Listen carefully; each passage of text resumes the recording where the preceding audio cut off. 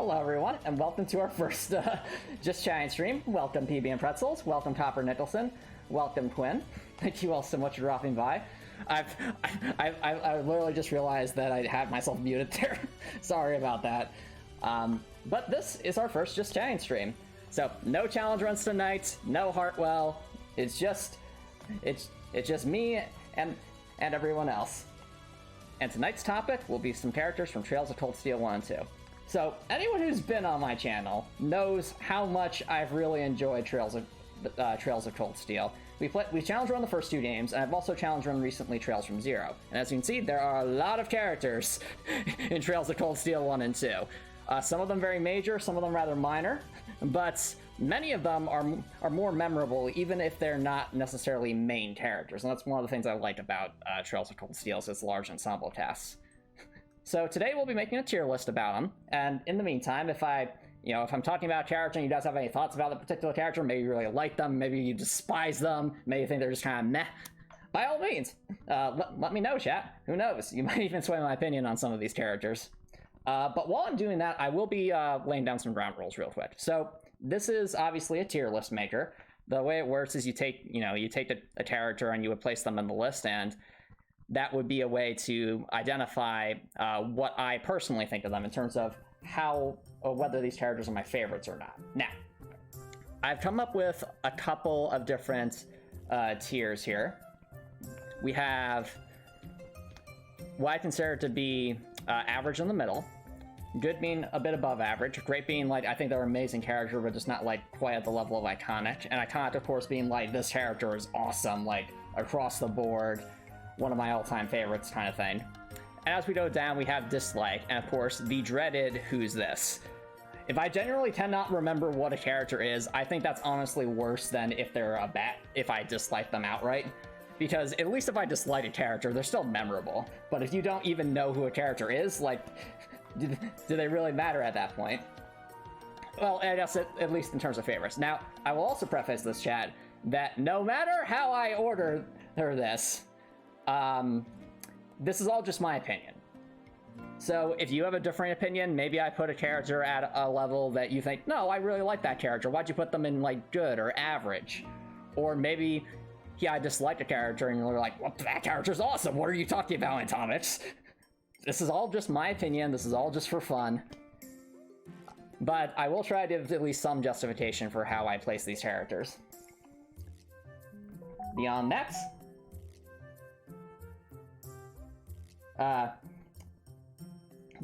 feel free to jump in whenever you want, chat. Or if you just have random questions for me as we go, by all means, I'd be more than happy to discuss. Also, I will mention, just because some people like to do this, let's say we have multiple characters on the same layer here for the sake of arguments. The character to the left I would consider ranked higher. So in this particular case, this character here would be ranked higher than this character here because they are further to the left on that tier. And if we're at multiple rows, then obviously top row is higher than lower rows. So with all that being said, let's jump right into it. And we'll start off with, unfortunately, the first person to earn the honor of who's this, is I genuinely do not remember this character. Like, there are several students in Trails of Cold Steel that kind of have, like, brown hair and that kind of looking forward, but they just, like, the fact that it's not coming to mind, unfortunately. So I'm sorry if this is like your favorite character. I'm sorry, I just don't remember. It's Paul. Okay, well, if this character's name is Paul, I apologize, Paul. I do not remember you. I do not remember what you did. I'm sure you have a great story arc, because Trails of Cold Steel has amazing world building. It's just that Copper Nicholson says, everyone loves Paul. I'm sure they do. I'm just not everyone. But speaking of not liking things, oh boy, we're already getting into a character who, mind you, has a lot of controversy on this channel. So this, for those who don't know who this is Princess Alphen. You might remember her on my stream as She Who Shall Not Be Named. Copper Nicholson says, best queen. PB and Pretzels, they Alpha is pot. Now, listen. If I had only played Trails of Cold Steel 1 up to this point, Alphen would be firmly in the dislike category. She is just like she has so many inappropriate comments and even actively like trying to force herself upon Rean against his will, like using her prestige and her position as the princess of the empire to try and like force him into a relationship that he didn't want. Like, if it was my taste is mid. I mean, everyone's entitled to their opinion, Dr. Nicholson.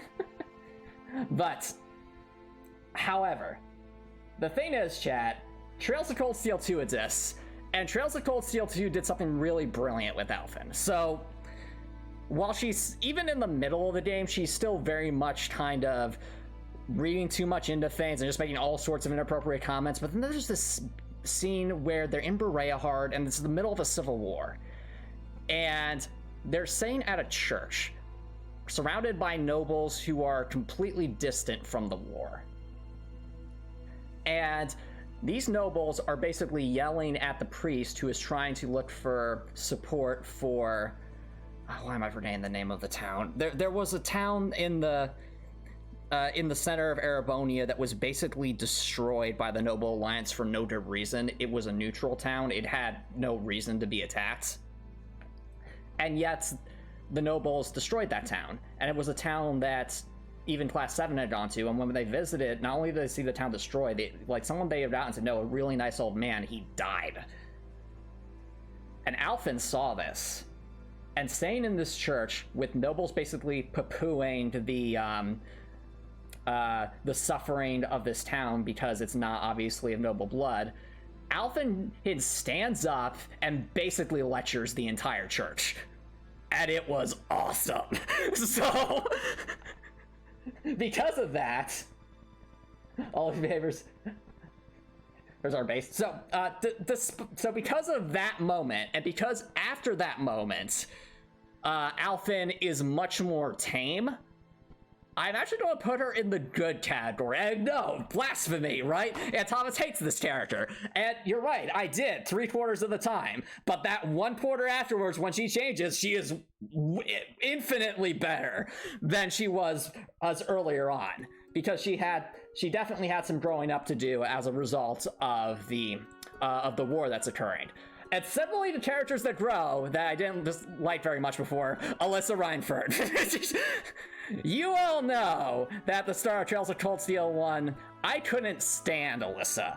I thought she was the most stuck-up brat you could possibly imagine. Like, she was constantly hammering on Rean, regardless of whether you choose to romanticize her or not, and basically being super controlling and expecting things to go her way because she happens to be the heiress to the Reinford group. But throughout Trails of Cold Steel 1, we also get to see that Laura has a mechanic side to her. She's quite capable as an engineer, more so than you'd probably imagine from her upbringing. And in Trails of Cold Steel 2, not only is she a lot more moderated, but she's also super, super supportive of everyone. And she definitely becomes a lot more balanced in Trails of Cold Steel 2 in terms of her personality. And obviously, as for her... So what I was saying is that even at the beginning of the game, she was always in chat. No. Where would I rank Fluttershy? Fluttershy would be iconic, but Fluttershy is not part of Trails of Cold Steel. Okay, but back to Alisa though.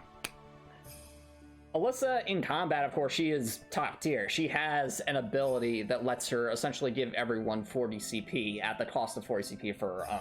And 40 CP is really good because it lets everyone use the character feats and even possibly gets to use their S-crafts if we're doing the Chrono Burst strat. Or, as we call it on our stream, the Goddess of Time Alisa strat, because when we do it, it essentially is Alisa's turn for the rest of the battle until the boss is defeated. So, because of these reasons, well, again, another example of a character, if I had just played Trails of Cold Steel 1, Alisa would be right here in the dislike pile. I think Alisa's great. I think she's pretty good. And that just goes to show how well the Trail series does their character development. Because characters I outright despise in the beginning can sometimes end up growing into something more. And speaking of great characters, we have Altina. I'm not even going to pretend to say, where's Altina on me? She's great. Even better than Alisa, I would say. Altina, we only see her for Trails of Cold Steel 2, but she's so mysterious, and she's just so she seems so monotone about everything, but there's definitely like a sadness behind all her words, and it's just very, very mysterious character. The fact that we learn about her being related to Millium, and how she seems so capable in combat, and just all we learn about her as she goes, eventually fighting alongside Rean at the very, very end of the game in the intermission. Fascinating character, want to find out more about her. Not sure if any of you all feel the same about her. And I will also mention, she and Baron Blue Blonde have a fantastic boss fight, and I think it's chapter 3, I want to say, of Trails of Cold Steel 2. Basically, you're at the top of the tower in the Nord Highlands, and you fight Altina and Baron Blue Blonde, and they perfectly complement each other. Baron Blue Blonde does a lot of like status effects and summons like new droids slash monsters to the field, while Altina uses like a physical reflection character feat she has in order to basically prevent you from S-craft spamming. Because with that feat, if I did use like one of my super attacks, it would just reflect back at us and completely delete one of our characters. So, fascinating character, very well used in combat. And speaking of good at combat, Angelica. Angelica is a guest character in Trails of Cold Steel. She's only there a couple of times, but the time she's there, she carries the entire team. Has some really good feats in combat. She's really strong-willed, and Angelica will remind you that she really likes women. A lot. But for the most part, I think Angelica grows quite a bit over the course of Trails of Cold Steel 1 and 2. Going from just kind of focusing all on herself to literally, I think she was willing to give up her own freedom for the sake of her community. And that's takes nuts. So I agree, Copper Nicholson, we stan Angelica. So I would put Angelica kind of between Altina and Alisa here. Because I think I liked Angelica more than Alisa in Trails of Cold Steel 1. In Trails of Cold Steel 2, she's amazing. And she also wears a nun outfit, which is hilarious. Because of how, like, free-going, how much of a free spirit Angelica is. Her wearing a nun outfit and the fact that you can choose that as an outfit is just hilarious because she's being undercover for the war efforts. Next, if you thought Altina had a mystery around her, she's got nothing on the Lance Maiden. I'm assuming this is the Lance Maiden because I don't remember seeing this character portrait in Trails of Cold Steel 1 or 2, but she's got blonde hair, she's got armor, so I'm just going to assume, like, let me help you remember, chat. We see this character for 6 seconds. She doesn't say a single word, she just yeets a lance at an indestructible magical orb and destroys it in one hit. And then she walks away. And from that moment on, I want to learn more about this character, and Trails of Cold Steel 1 and 2 constantly gives us bits and pieces about this Saint Leanne's Sandlot, the Lance Maiden, constantly, and it's drip-fed to us slowly over time. And there's even a character in Trails of Cold Steel 2 that makes fun of us for not knowing about this character. So, suffice it to say, even though she was on screen for like 5 seconds, I argue the Lance Maiden is iconic. Like, we do not know anything about her besides the lore, the background, but this is like, you know you've got a really interesting character if she has 5 seconds of screen time, and it leads to me having more speculation than some characters who have had hours of screen time. Up next, we have Aurelia Le Guin. Now, Aurelia Le Guin is a general. I believe she fights on the side of the Noble Alliance in Trails of Cold Steel 2. We don't really see too much of her, but she does have this kind of imposing air about her, and she's confident, but that confidence comes from a place of knowing that she's capable. She also seems like she'll be a great foil for Laura at some point, but unfortunately in Trails of Cold Steel 2, we really don't get too much direct interaction between Le Guin and Class 7. So for now, I think she's good, but I get the feeling they'll use her more in Trails of Cold Steel 3 and 4. Keep in mind, chat, I've only played 3 Trails games, Trails of Cold Steel 1, 2, and Trails from Zero. In that order, by the way. So, if Le Guin's like amazing in Trails of Cold Steel 3 and 4, I have no idea about it. This is just how I feel about this character at this moment. Now, I am forgetting the name of this character, but I do remember she is the nurse at Trails, at Thor's Military Academy. Susan Strand, yes indeed. And I remember the conversation. She was actually a part of a conversation in a free time event between Rean and Fie. Rean goes to the nurse's office to check up on Fie, and because Fie is asleep, Rean ends up talking a lot to the nurse here. And at least still like one of the funny lines where where Rean asks if he's woken up, and Fie says, "No, I'm still asleep." But this nurse character goes beyond just being a background character in that cutscene. During the finale to Trails of Cold Steel 1, she's, I think, wielding a sniper rifle and trying to defend the school from the Noble Alliance's giant Gundam mechs. And from my understanding, I think she played a decent role in Trails of Cold Steel 2, so I think she's pretty good. Like, she definitely pulls her weight more in the story at this point than either character we see here. But I'll leave it at that. Now, so we have characters who I also don't remember the name of. So, show fans chat, how many people were here for the Trails of Cold Steel, Thor's Military Academy? I think it was called like the festival or something. I'm forgetting the name of the festival. I'm not remembering her name. I'm not remembering this character's name either. But this character is memorable to me because during the school festival at Thor's Military Academy in Trails of Cold Steel 1, she and another student are basically, they have competing sort of shops where they're trying to sell people stuff, and whoever, they have this little competition where like whoever sells the most wins. And there's a side quest that's optional for her where she wants some coarse rock salt in order to beat out the competition. But the problem is, no, this isn't Mint. Mint's, I'm sure Mint is in here somewhere, but we haven't quite reached her yet. This was the nurse up here, Copper Nettles. Forgetting her name. I'm sorry that I'm forgetting her name. It's just, I do remember what she did, and actions speak louder than words.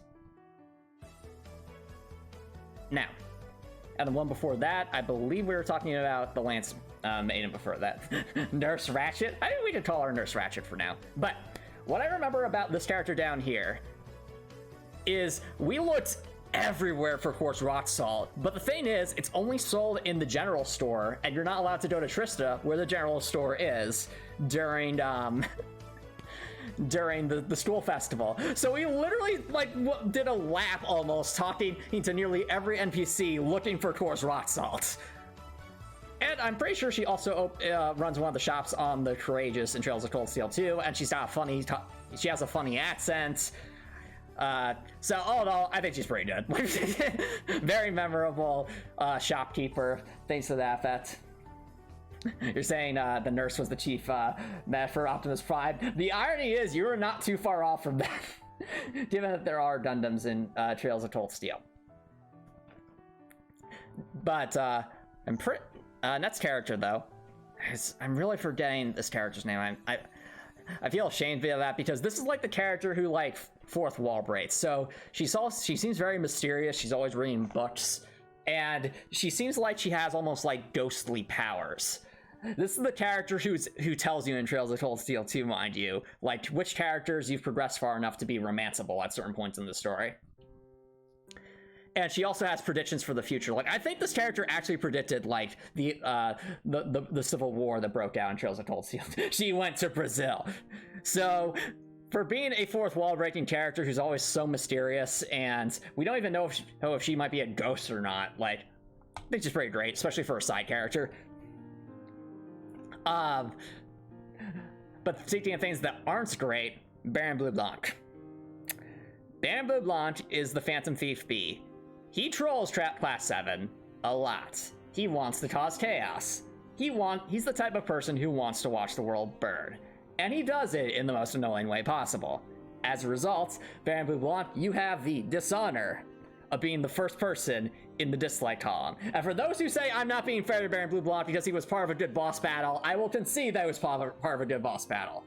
But that doesn't make up for the fact that I don't like this character. Exactly, Steven Retzels. He has the distinct dishonor of being the first in the dislike list. But not to worry, chat, because there is a level below the dislike list. That's the Who's This list, and I genuinely do not remember this character. Is this the character that's like the Master Fisherman? I don't remember. I wish I did. And if it is, I'm sorry, but you don't know who's this corner. Machias' dad, on the other hand. A lot more like base blood, yes. Okay. On the other hand, chat, we have ourselves Machias' dad, whose name is escaping me at the moment. So even in this picture right here, like, Machias' dad looks almost imposing. He's the governor of Heimdall. He was elected to his office, and he stands as, like, the balance point between the nobles who want to basically control everything and the rights of the civilians. By all accounts, I thought this guy was a strong contender to be potentially C in Trails of Cold Steel 1. C being the leader of the Imperial Liberation Front, which is a terrorist organization. And, like, I was pretty convinced that it would be him. That's right, because his name is Carl. And, you know, Carl starts with C. And it's like, oh, well, this guy's always, you know, he's always angry at the Noble Alliance. Well, sorry, the nobles. Probably wants to make things better. And there's even, like, a scene that's shown very briefly from Machias' backstory where his father looks furious because of what the nobles did to a relative of his. So as a result, for keeping us guessing and for being the iconic man of the people, he's pretty great. And then, of course, once again, who's this? Like, the thing is like, oh wait, no, I think I vaguely remember this guy. I think this guy's name is Casper, and he does the fat chap. I even remember his name. If this guy's name is Casper, he gets average. I don't remember what he did. I also don't remember what he didn't do. So for all we know, he's just okay. And that leads us to Jack Sparrow himself, Duke Cayenne. So Duke Cayenne, he is one of the main antagonists of Trails of Cold Steel 2. Leader of the Noble Alliance, very full of himself, very charismatic. He is also the person that manipulates Crow into doing the things that Crow did. I love the way that Duke Cayenne is portrayed in the intermission of Trails of Cold Steel 2 in particular, because, like, they make him display on, like, a hologram over Rean's hometown from an airship, and it makes him look so imposing and so omnipotent almost that the Noble Alliance basically has everyone in the palm of their hand. And he basically blackmails Rean into coming onto his airship because he ultimately wants to have control of Valimar, the Ashen Knight, which is a giant metal Gundam that Rean pilots and connects with. So all in all, that makes you think, like, okay, this guy is like a mastermind. Very, very, he's scary. But while I think in the intermission he's awesome, I think he's also kind of underwhelming in the finale to Trails of Cold Steel 2. And it's only for a very simple reason. There's no Duke Cayenne boss fight. Like, so for context, chat, Duke Cayenne wanted, he clearly knows how to use a sword. I mean, he even has mercenaries guarding him at times. But when push came to shove, rather than face us himself, like a coward, he puts the heir to the Empire right here, whose, again, name's escaping me, I'm sorry, I'm forgetting this character's name, into an ancient mech that caused, like, massive destruction and could only be stopped by the power of the Ashen Knights. In other words, Duke Cayenne may put on a brave face, but he's no leader. He's not Thrawn. Like, Thrawn's way better of a character than Duke Cayenne is. Like, when push comes to shove, all Duke Cayenne wanted was power and prestige, but he was no leader. So as a result, for being a little bit underwhelming, I think Duke Cayenne is good. To put him above Althen, I think I put him above Althen. I put him squarely right here. And kind of same goes for the Prince. Unfortunately, the Prince is kind of the victim in all this, because it's their blood that activates the super dangerous, like, post-apocalyptic level mech. But beyond that, we really don't get too much characterization for him, other than him being the unfortunate damsel in distress for much of Trails of Cold Steel 2. Okay. Now here's a character whose name's escaping me, but I do remember because he was part of the Noble Alliance. Oh, not the Noble Alliance. He was part of the nobles at Trails of Cold Steel who worked under the influence of the Order of the Lion to fight Class 7. I thought it was, I think he had a decent fighting style, but otherwise I don't remember him too much, so I'd say average. Now, chat. Trails of Cold Steel is known for having cats. There's No-No, the adorable little kitten that's in Heimdar. There's the best cat, which we will get to later in the stream, wherever she pops up. And then, of course, there's Selene. So Selene is our mandatory talking cat in Trails of Cold Steel 1 and 2. She is our Meowgana, if you will, or Morgana, if we're talking Persona 5. She is connected to Valimar and supposed to act as like a guide for Reign to Valimar, but she is just so... I don't know how else to describe it. Selene is just so callous a lot of the time. Like, I remember at the start of Trails of Cold Steel 2, Selene was basically trying to make Rean go for duty and saying that the rest of his class was basically expendable. And that's just mean, especially when Rean was yelling to stay with his classmates as Valimar was pulling him away at the end of Trails of Cold Steel 1. So suffice it to say, and then even by the end of Trails of Cold Steel 2, Selene's still just kind of there. They are not expendable. You take that back, Copper Nicholson. So because of that, I would say if it was just like the early parts of Trails of Cold Steel 2, Selene would be in the dislike category. But because she does get a little better over time, I'd say she's average. Next we have Claire. So for those who remember Officer Claire, she has all the ice attacks. She's very capable. Her outfit in Trails of Cold Steel 2 honestly makes me think of Princess Leia a bit, with sort of like the leather jacket kind of thing and wielding a very, very powerful pistol. She's fairly competent and usually reliable. In Trails of Cold Steel 1, I honestly liked this character more than Sara Valestein. But at the end of Trails of Cold Steel, and in Trails of Cold Steel 2, she's also basically acts as like a middle ground between Altina and Millium, trying to sort of be like a big sister or mom to them, even though I don't think she's related by blood. But I remember this moment near the end of Trails of Cold Steel 2, where basically Claire essentially refuses to stand up to authority, despite knowing that the invasion of the Erebonian Empire upon Crossbell is completely wrong. She also doesn't really need to stand up for Reign in that moment, and that's just kind of where we leave off with her. So all in all, I think Claire's good, but that just kind of knocks her down a notch for me. All right, and welcome back to a character whose name I don't remember, but at least I do remember her from Trails of Cold Steel 2. And the reason I remember her from Trails of Cold Steel 2 is, like, in Trails of Cold Steel 1, she's in the art room. She makes lots of paintings and sculptures, but she kind of, as you can see from the character portrait, she's kind of not someone you would normally go up to talk to. She really is abrasive and tries to keep to herself.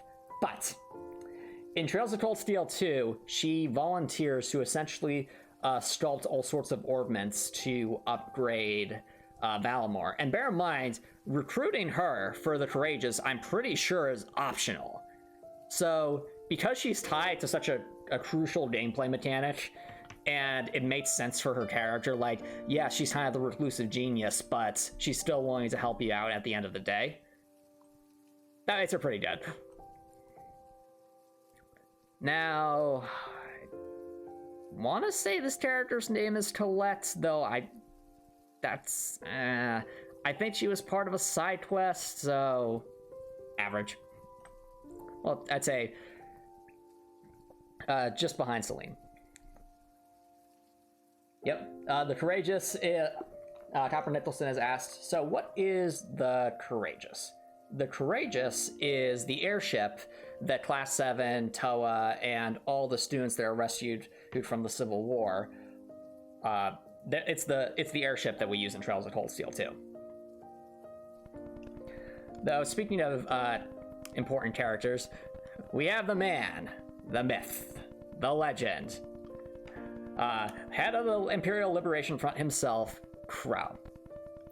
Now, like, before the big reveal of that Crow is C in Trails of Cold Steel 1, I really did not like Crow. Like, I thought he was just kind of there. But, like, once it's revealed that he's C, it makes you see everything that he did in Trails of Cold Steel 1 in a completely different light, like how he kept up that axe for so long.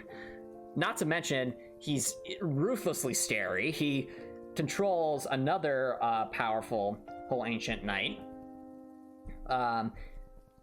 He's the one that's been essentially threatening the lives of Class 7 at the end of Trails of Cold Steel 1 in a huge cliffhanger. And in Trails of Cold Steel 2, he gets so much development, how he lost his grandfather that he loved, essentially to the negative effects of international politics, and how he was basically goaded on by Duke Tyan, taken under his wing, and, well, Duke Tyan basically manipulated him into being a tool for him, essentially. So the Imperial Liberation Front was very much used by Duke Tyan and Duke Tyan's thirst for power.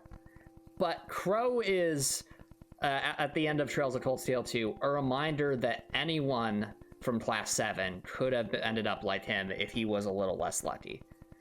And because of that, I think we have our second contender for iconic. Like, Crow is... Class 7's reaction to Crow's death, followed by the montage afterwards, made me cry. And it is very difficult for a video game to make me cry. So I'd say he is very, very iconic.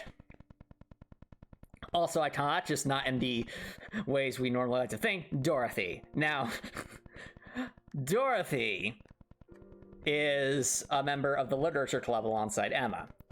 She writes a lot of, shall we say, steamy stories about various fictitious characters. But I think she also organizes some of the books on Courageous in Trails of Cold Steel 2. So the fact that she's even remotely memorable, and the fact that her antics hits are somewhat funny. No, this isn't Dorothy Hartwell. This is a different Dorothy. I'd say she's good, kind of somewhere in the middle here. And up next, we obviously have a character who I'm sure many of you recognize. This is Duvalie. Duvalie wants to be a knight, and she wants to, she serves under the Lance Maiden, seemingly. And she basically wants to win the favor of the Lance Maiden. And more so than just a knight wanting to do it for honor, there's much speculation that Duvalie is romantically interested in the Lance Maiden. And anyone who sees how Duvalie he acts should probably see why that might be. Duvalie often is a character that feels like she's in the wrong century. Like, the way she talks about honor and stuff, the way how she gets so angry at everyone else under Duke Tyan's band of misfits, and how Duvalie takes everything twice as seriously as anyone should. It makes her ridiculously funny. Like, she is probably one of the funniest, she is easily, I think, the funniest antagonist we've had in the Trails series so far. At least Trails of Cold Steel 1 and 2. But she's scary if you fight her directly, but because we won every single battle against her on our first try, we have a running gag that Duvalie is incompetent. But she's hilariously incompetent. Like I said, much like a Looney Tunes character. So as a result, Duvalie's great. Like, she's really entertaining. She helps expand the lore of the world. She has some pretty good boss fights. And just, what more is there to say, right? Dorothy confirmed for her Cold Steel Hartwell crossover? I think not. That would be pretty cool. Now, who's this character, chat? Is she belong to... I'm just kidding, this is Edel. She was part of the Order of the Lion. She was the character who is the head of the gardening club, the club that Fie likes to stay in so that she has an excuse to do nothing. She has her big wide-brimmed hat, she has that smile on her face, but don't let that fool you. Beneath that smile is someone who will show no mercy. Now, if you think I'm just being silly about this, chat, I'm not. Because during the Order of the Lion boss fight, it was Rean, Towa, Alisa, and... I don't remember if it was Laura or Fie, but basically... Or maybe we brought Elliot. I'm trying to remember. But basically, we had gotten down the Order of the Lions down from like 4 to I think like 1 or 2 people. And then Edel, do you guys want to guess what Edel did at the very end of that fight? Just when we thought we were on the cusp of victory. Edel used a spell called Seraphic Ring, which is like an endgame level healing spell that revives everyone on your team and heals them to 100% health. And they're bosses. So they have like 50,000 plus HP. That took a lot for us to get to that point. And she's just like, oh, you knocked us all out? That's cute. Let's reset it, shall we? So, just at that moment, how scary. She is the definition of you do not mess with the healer. She's pretty great. Edel's an example of a character that's very, very memorable despite saying very few words. And speaking of great characters, Elise. Elise is Rean's younger sister. Now, I'm pretty sure Rean was adopted into his family, but he's still treated like part of the family. Rean's always there to protect Elise, and Elise is a character that wants to stand on her own 2 feet. And in Trails of Cold Steel 2, she gets pretty strong. Like, she's a really strong character in her own right. And she's also the one encouraging Rean not to be so down on himself. She is the best little sister, and thus, I think Elise deserves to be... Do I think she's great or iconic, though? Okay, I think Elise is iconic, just like at like the very edge of iconic. The adoption is specifically why Alphen thinks it's okay to ship them. No! You stop that. That was another reason we didn't like Alphen in Trails of Cold Steel. Hill one is that she was always shipping Rean with his sister, which like, no, bad Alphen. Are you going to make me downgrade you to average Alphen? Okay, well, because that. In terms of other characters that we really like, Elliot. Elliot plays the violin. Alphen is based. Alphen is not based. So, Elliot plays the violin. He's a support character. He has a really, really strong support spell that both increases your defense as well as gives HP regeneration. Elliot was the GOAT in Trails of Cold Steel 1's early game, not just for dropping the beat to increase our HP regen and to give us better defenses, but also because Elliot was the master chef of soft-boiled eggs, which in Trails of Cold Steel 1 can be used for an exploit to get infinite money, which we like to call the eggsploit. Because basically, for only like some eggs and coarse rock salt that you buy from the general store, Elliot can actually cook dishes that are worth more to sell than the ingredients we bought them for. So there were sections in Trails of Cold Steel 1 where we spend an enormous amount of time just buying eggs and coarse rock salt and having Elliot's cooking soft-boiled omelets and stuff to sell back to the same guy who sold us all the eggs and coarse rock salt to basically give ourselves infinite money.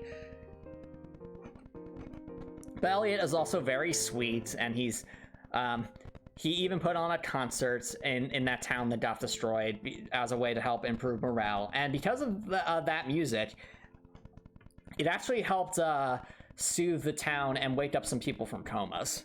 It's nice to say Elliot is one of the best boys in Class 7, and he definitely deserves a spot on the iconic list. Absolutely, Elliot's amazing. Now, where were we? So we have I don't remember the name of this character, but I think, was this the rival to this character, or is this a member of the lacrosse club? Either way, I generally don't remember as much. Average. Next. All right, no worries, Topper Nicholson. Thanks for dropping by, and I hope you have a good rest of your day. This character is called Emma. Emma's an interesting character.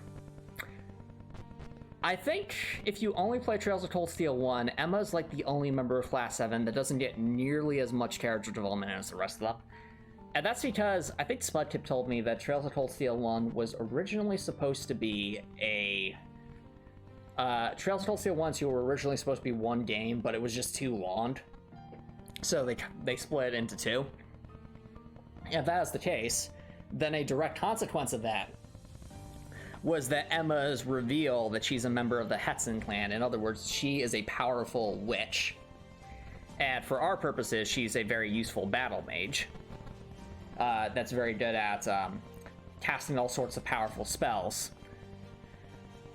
The fact that that reveal is left until Trails of Cold Steel 2 really does a disservice to Emma, because like Emma in Trails of Cold Steel 1 is just okay, but Emma in Trails of Cold Steel 2 is like every single free time event with her is interesting. Like learning more about the Hetson clan, learning about how much she looks up to Vita Clotilda, one of the antagonists in Trails of Cold Steel 2, who's a very powerful, dangerous witch. And Emma has used her powers to support Class 7 on several occasions from the shadows, but she's revealed that trying to keep those secrets from Class 7, and even having to keep the secret that she was I think she was like an intendant for Valimar, trying to test whether Rean would be a good fit for Valimar. It really weighed on her, and that's shown in a very beautifully done scene in Trails of Cold Steel 2 when they're on the boat coming back from Lohengrin Castle. And then beyond that, Emma actually doesn't need to wear glasses. She just does that to make herself look more timid. But she actually can see perfectly fine without them. And she has used that to do effectively a Jedi mind trick on some guards outside, I think it was outside of Rur, so that they could get past them. Like, you will let us into Rur. We will let you into Rur. You don't need to conduct an inspection. We don't need to conduct an inspection. By the end of Trails of Cold Steel 2, Emma's just pretty amazing, both for just dealing ludicrous amounts of damage with spells, and being all in all someone you can rely on. So I think she's iconic. Like, she's definitely iconic. Is she iconic as Crow? Probably not, but put her square in the middle of the iconic category. Now, I believe this is Emperor Dreichels, I want to say? He's alright. It's not that Emperor Dreichels does anything wrong, it's just he doesn't really do much of anything. He's important to the story, but beyond that, nah.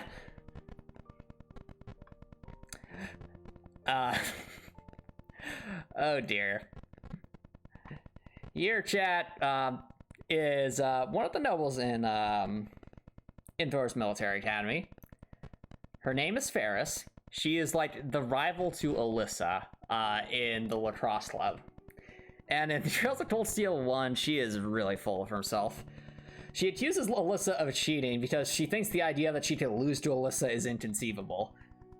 And as a result of that, I gave Ferris a very silly voice and made her catchphrase inconceivable for forevermore. So as a result, and she's also a member of the Order of the Lion in Trails of Cold Steel 2. So she's like an actively opposing force to Class 7 in Trails of Cold Steel 2. But after the Order of the Lion incident, Ferris is actually among the nobles who are not only willing to stand alongside Class 7, they actually fight the Noble Alliance directly, despite their heritage as nobles. So the fact that Ferris goes from, again, another kind of character that's a spoiled brat, into someone a bit more honorable, who's willing to actually face those she once called her friends in order to do what's right. Ferris belongs probably at the very edge of the great category. On the other hand, who is this? I'm sorry, once again, it's like this guy, it's like, I don't remember this character at all. I wish I did. Like, I'm sure he did something cool, but, Now, chat. If there's one character who is recognizable from at least our stream, it has to be none other than everyone's truly favorite cat, Fie Claussell. Fie has amazing character development in Trails of Cold Steel 1 and 2. Like in Trails of Cold Steel 1, her revealing her past about being raised by mercenaries despite being an orphan, then losing her found family and having to come into Thor's Military Academy several years early. How he's always so quiet and always so looking for a naps, but behind that there's someone who is really, really capable, yet so very, very alone.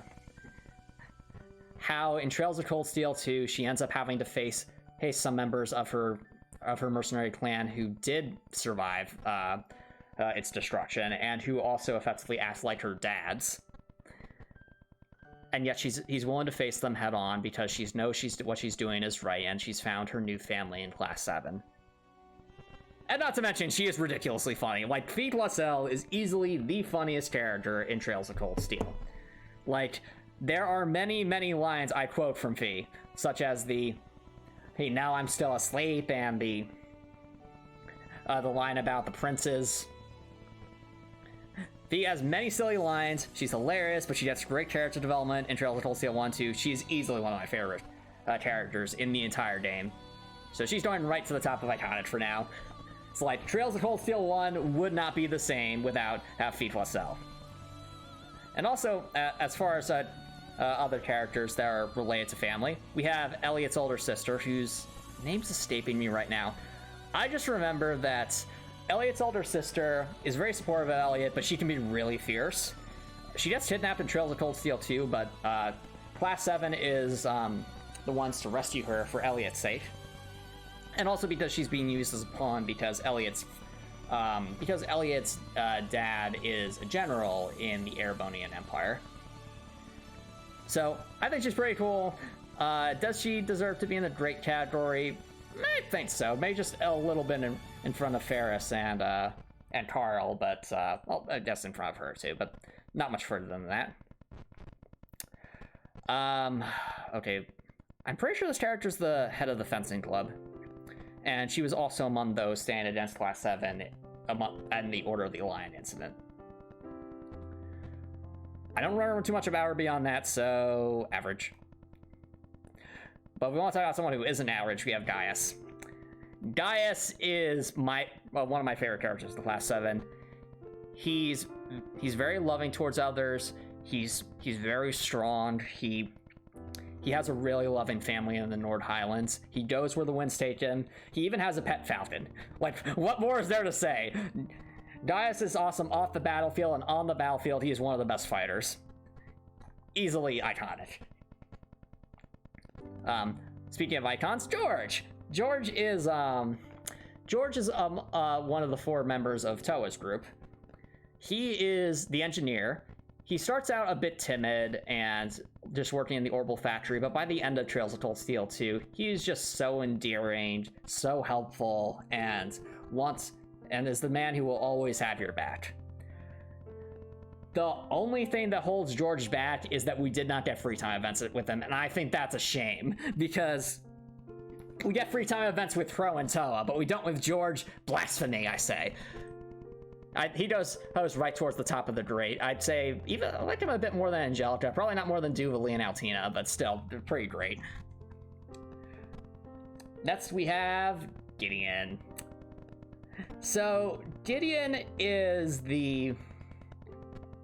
he's in the Imperial Liberation Front. He's very important in the first half of Trails of Cold Steel 2. Trails of Cold Steel 1, because he's constantly like the antagonist the Class 7 is facing. He's the face of the Imperial Liberation Front that we see for a while, and he has a flute that he uses to summon demons. Like, even at one point summoning this massive bone dragon. But all that being said, we don't really, despite how many times we see Gideon, he doesn't really get too fleshed out as a character, in my opinion. Especially compared to some of the other members of the Imperial Liberation Front. And that's a darn shame, because he has such... he can cast Phantom Phobia, he can do all sorts of dangerous things with summoning the demons. He's even willing to go, like, to the heart of the Imperial capital to cause chaos. So... And he also gets... I'm pretty sure he gets killed off-screen in Crossbow. So for all those reasons, Gideon's just kind of... I think he's good, but that's not really saying much, since there are definitely better antagonists in this game, like Crow or Dukayan or Duvalie or Altina. Now, I'm just kidding. This is the familiar that Vita Clotilda has. Does the familiar really do anything? Kinda. Do they have a personality? Sort of. But otherwise, they really don't contribute that much to the plot, in my opinion, besides just being, like, you know, something in Vita Clotilda that uses for her own gain. So, average, but better than Celine. Okay, now I think this is, I want to say this is Principal Van Dyke, but let me just double check, because there are a couple of older gentlemen. Okay, yeah, that's definitely Principal Van Dyke. Principal Van Dyke is someone we talked about a fair amount on our stream, because we jokingly call him Principal Colonel Sanders, just because he kind of looks like Colonel Sanders, but otherwise, Principal Van Dyke, being the head of Thor's military academy, he stood on the front lines against the invading forces of the Noble Alliance in Trails of Cold Steel 1, so he was willing to, despite his age, put his own life on the line for the sake of the students.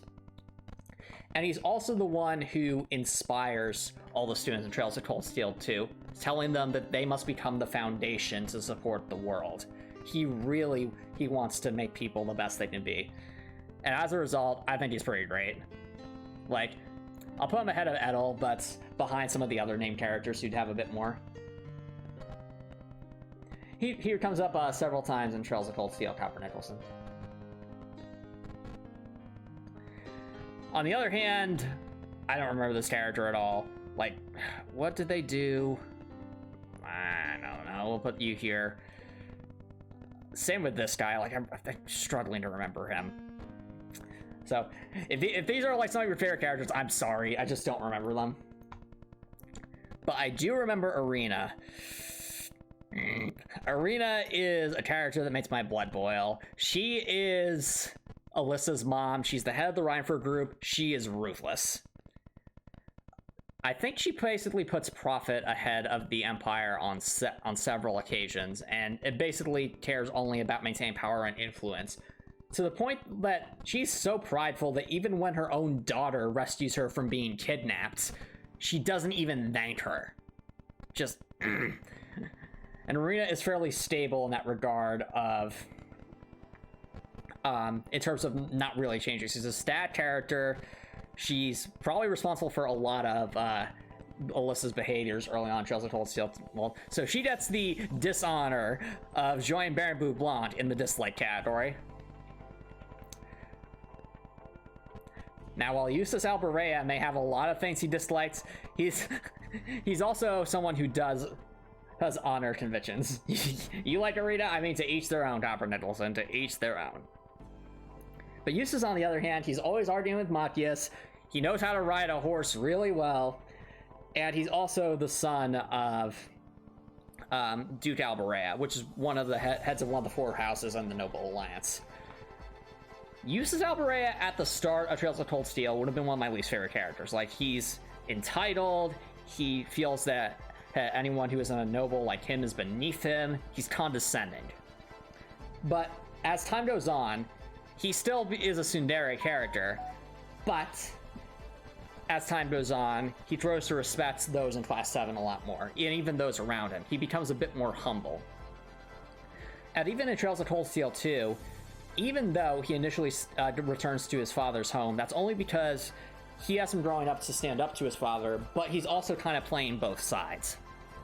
He's willing to put his own life on the line to try and gather information about his father and the Noble Alliance by serving under him temporarily. He looks up to his big brother Rufus, but while Rufus ends up doing some not so nice things, shall we say, in Trails of Cold Steel 2. And by the end of Trails of Cold Steel 2, very reliable, very helpful. So I think Jusis is great. Would I put him above Alyssa, though? That's the question. Yeah, I think I would. Okay.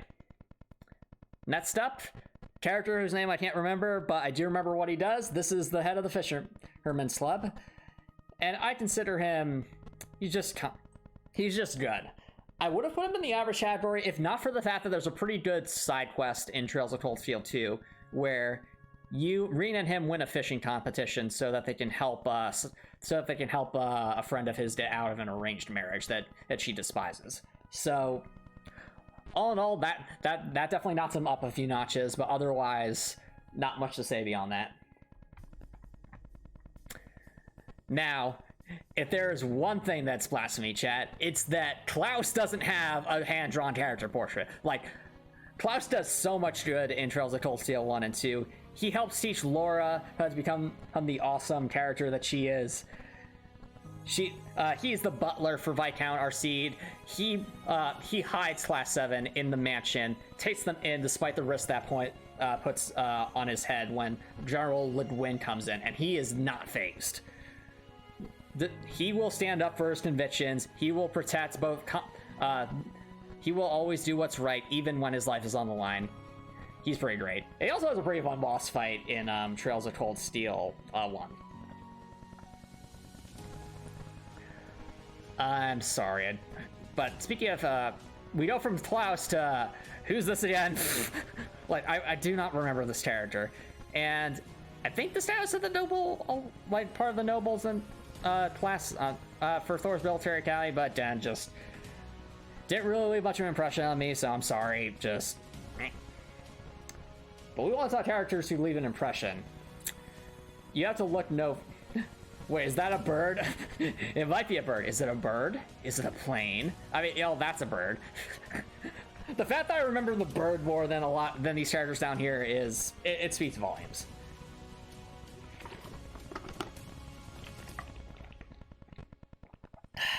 Now,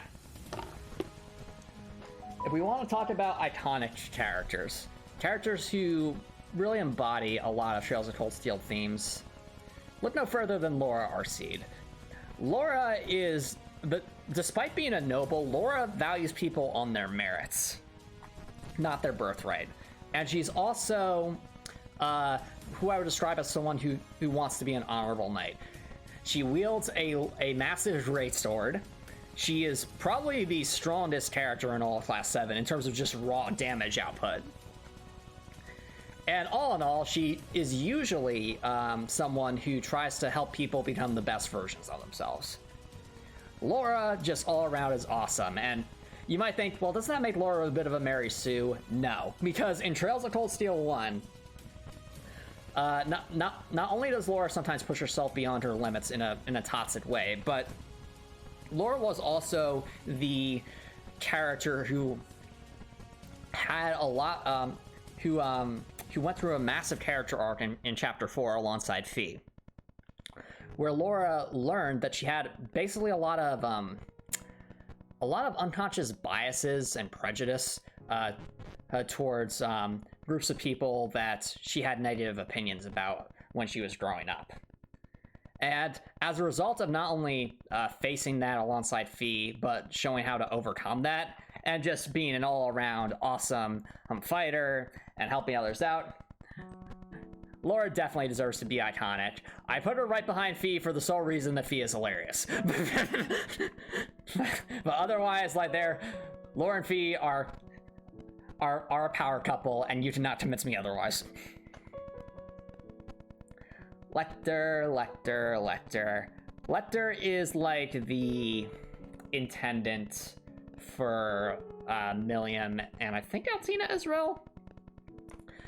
He tries to get information from them, and he's part of the Imperial Intelligence Division. But otherwise very free going and very much in the background. At this point, I don't know whether Lecter should be considered a support for our characters or an antagonist, because he's just kind of... It's like, you can never really know where he is, like whose side he's on. He could very much go either way. As a result, and the fact that we don't really get to see too much of Lecter except in a couple of key scenes in Trails of Cold Steel 1 and 2, I think he goes up to like the top of the good category, but not too much beyond that. No Towa? I'm sure Towa must be in here somewhere. It's just, we still have a fair amount of characters to go through, chat. Like I said, there are a lot of characters in Trails of Cold Steel.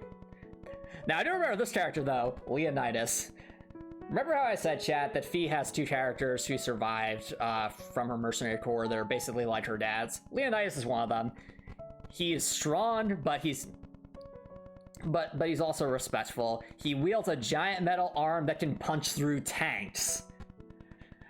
But he's also more than happy to make casual small talk with Rean about how Fie's doing. All in all, ironically, surprisingly wholesome. And as a result, being wholesome but fierce. and being part of a very, very fun boss fight, both early in Trails of Cold Steel 2, a boss fight that you're supposed to lose, and then towards the finale of Trails of Cold Steel 2, where you have to face him and Xeno head on. He's great. Like, this is a great antagonist. Let's say, is he above Van Dyke? I'd say he's above Van Dyke. I'm pretty sure this character's name is Lynn. She's one of the twins. She's the nervous twin. There's a running dad in Trails of Cold Steel 1 and 2 where her sister Vivi, who's a twin sister, is constantly like changing her hairstyle to look like hers so that you don't know whether it's Lynn or Vivi. And I think like even like the text box says like Lynn question mark or Vivi question mark to show that that kind of anime trope where it's like the twins are this identical, but really they're not. Lynn is very sweet. And I'm pretty sure, I think she's was it Vivi the one after Lynn or vice versa in Trails of Cold Steel 2? I can't remember, but point is, the fact that I remember these characters and the fact that they also preside over the fortune drawing part of the Trails of Cold Steel 1 school festival, which is also a part where Rean and Towa learn more about themselves. I'd say I put them in the good category. Not necessarily great, but close to the top of good. Lloyd. So those who are here for the class, not the class, the Trails from Zero challenge run. Lloyd is very iconic in that game. But the thing is, chat, I'm going to preface this that I'm looking at this from the perspective of, if I had only played Trails of Cold Steel 1 and 2, what would I think of these characters? Because I will tell you, if this was a tier list for Trails from Zero, Lloyd would definitely be in the iconic category. But in Trails of Cold Steel 2, he and Rixia you play as them in the intermission in a really masterfully done moment where you actually fight Rean and Altina. And it's meant to be shown as like a moment of empathy to show that there's more than one side to the conflicts here, especially with the annexation by the Erebonian Empire of Crossbell at the end of Trails of Cold Steel 2. So if I were going solely off of the intermission, I would consider Lloyd a great character. And that is saying something, chat. Because Lloyd is only there for literally one very relatively small chapter, but they packed so much into that intermission. On the other hand, once again, character I don't remember. Sorry. Really noticing that there's a lot of student characters I don't remember, despite rescuing them in Trails of Cold Steel 2.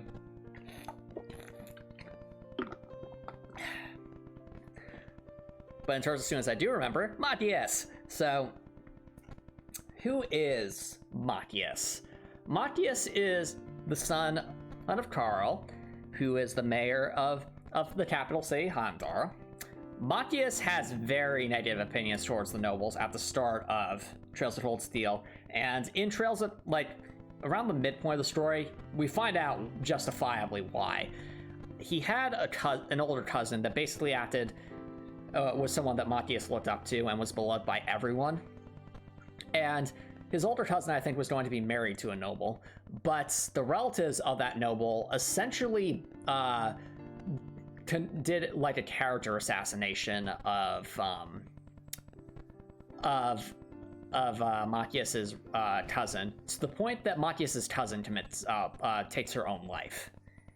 That's how bad it got. And as a result, Machias associates just that insanely cruel and evil nature to all nobles, at least at the start of Trails of Cold Steel. But as the game goes on, he grows to be more respectful of nobles who prove themselves and is able to distinguish people who are just bad from people who are just born to a noble heritage. He also fights with Jusis a lot, but let's face it, Jusis and Machias are perfect together, and no one can tell me otherwise. So, combat-wise, Machias is constantly overlooked just because there are better characters in general for... the niche that Machias serves just doesn't suit him very well for Nightmare mode, especially the challenge run rule set I was doing. Like, Alisa recovers CP, and CP can be used for many things. Machias still recovers EP, which is okay, but there are much more readily available items that can do that. Certainly, Machias can help lower defenses, but Laura can do that too, and Laura does more damage. The one thing that Machias has that I think makes him stand out a bit is he has an accelerate ability that can basically make it so he sacrifices his turn to put everyone else ahead of him in the turn order. But the problem with that is that Chrono Burst exists, which does his job better and can be done on any character. So all in all, unfortunately, Machias gets overshadowed a lot, but I still think he's pretty great. Like, in terms of where I would put him, I like him slightly more than Jusis. Now, I don't remember this character's name. What I do remember is that he is the uncle to Mint, and he's very much your sort of Hiroshima character from Assassination Classroom. Very stern, very rough around the edges, but he definitely has a soft spot, and he wants to see people grow. He also has a soft spot for the music teacher. And Mint is sure to remind us all of that. So all in all, do you like those kinds of characters, PB and Pretzels, where like they seem rough around the edges, but they have a soft spot to them? Because I think done well, they can be pretty great characters, and this is definitely an example of that done well. So all in all, I think he's pretty great. Time towards the tail end of great, just because everyone else here I think is more memorable to me. Oh, that's cool to hear, PB and Pretzels. Are there any characters in specific that you think really are great examples of that character trope as well? Because for me, it's like, it's him and it's Mr. Hiroshima from Assassination Classroom that come to mind. On the other hand, chat, does anyone think that the dislike column's a little sparse right now? I think those are fair takes. Fair enough, fair enough. But do you think there are any other... The dislike column's looking a little lonely right here, so I'll add this character. I don't remember her name, I just remember she's awful. Like she's basically... So, like Alphen, she tries to force someone into a relationship against her will. But in her case, not only does she... I think she tries to use... She might have tried to use blackmail, if I'm remembering correctly. And, like, just, all in all, like, she does not change at all from that in Trails of Cold Steel 2 either, so definitely dislike. Other hand, the music teacher. She's very sweet. She's always, she wants the best for her students. She's also, Mint is trying to get her and her uncle to be together. It's the cutest thing. Elliot looks up to her, Mint looks up to her. Definitely pretty great. Just slightly behind there. Next up, we have another antagonist, this being McBurn.